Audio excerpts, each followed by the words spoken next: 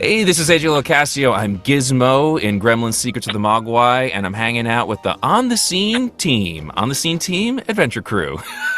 Here we are, AJ Locascio. Hello, Woo! Steve. What's up, everybody? Oh, there's just me. There's just me and the Gremlins back here. Just doing the Gremlins. How are you, my friend? I'm doing great. Last time we talked, you were going by the name of Arnold Johnson Locascio. Now you're AJ Locascio. So, Yeah. Well, Arnold Palmer was taken, so... Yeah. It is what it is. AJ, the voice of Marty McFly, Han Solo, Owen Grady, video games like Star Wars, Gods of War, Final Fantasy. Hold on, I'm not done yet. TV shows like The Croods, Loud House, Lego Star Wars. Are you just reading my IMDb? I got my notes right here. Oh, okay, good. I expect you to have this committed to memory. Oh, Voltron. I forgot Voltron. You've done voices for Voltron. How could you forget Voltron? And most importantly, your biggest role was, of course, one of the reporters for Beyond the Marquee, the entertainment website and web series where you and I worked together for many years, and that was just a true joy. You also forgot Spielbergers. Oh, Spielbergers. We did Spielbergers. We did Spielbergers. This is a whole other show. This is a whole other thing. Yeah. Here we are for the launch of the new Gremlins Secret of the Mogwai show. So excited that you are doing this. I know this has been a project you've been working on for a couple years now, and it's been finally, it's coming out. So tell us about your role in this. So I'm GIZMO, I know you're a big Gremlins fan. You've had Gremlins for as long as I've known you. Literally. Just in the background. Yeah, it's super surreal. I mean, what can I say? I mean, it's we know Gremlins so well, and so to be voicing GIZMO is just weird. It's so weird and surreal, and you know, it's a voice that we all do where we kind of go, you know, so to then be hired to do it is extremely strange and awesome. What were the challenges? Because you've done so many different ranges of characters. So this isn't just a Harrison Ford or a Michael J. Fox. This is a creature, a character. So what were some of the challenges in this that you had for not just Mogwais but Gremlins as well? The voice is something I'd done growing up. My dad used to make like some of my like stuffed animals talk in a similar voice, kind of like Bobby's World, where I'd be like, oh, so it was a voice that I'd always imitate. And but I guess challenges was like the lullaby is one of the hardest things to do. Like that is very challenging to do it on key and to do it multiple times throughout the series is that was probably the biggest challenge in trying to get, you know, I also thought at some point they were going to modify my voice, you know, so I was like, oh, and I was like, oh no, it's all me. So getting comfortable with that was the biggest challenge. Also the evil Mogwai or the Gremlins, is you know, really tears up your throat. So by the end of a 4-hour session where you've done that, right, you know, you just want to go home and drink tea.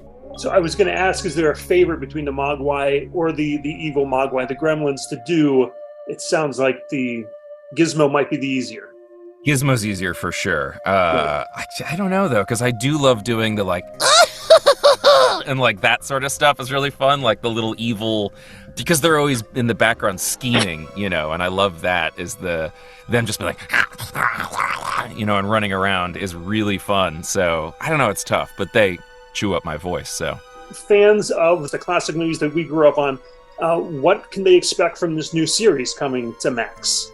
If you're a fan of the original Gremlins, this has a lot of the same heart and a lot of the, you know, it's in a different location and it's a big adventure. It's very similar to, like, I keep saying Avatar: The Last Airbender, where it's like a broad adventure where there's, you know, they're moving, they're constantly moving throughout this landscape, and it's very fantastical. But the thing that kind of blew me away in the scripts and then watching it is I didn't realize how adult some of the, like, the horror and some of the, not adult like too hardcore, but like some of the horror and some of the way the kids react is like, oh crap, that's like Goonies, or it's very Amblin-esque in the sense that there's a lot of things that really surprised me where I was like, wow, cool, like this is the sort of childhood stuff that I always gravitate towards, and the stuff where I go, I wish they would do something like this, where kids were kids, and, you know, like It and all that kind of stuff, where kids were maybe not it, but a little more adult, and I thought that was cool to see kids like wielding weapons and fighting creatures and doing things where you're like, oh, nice. This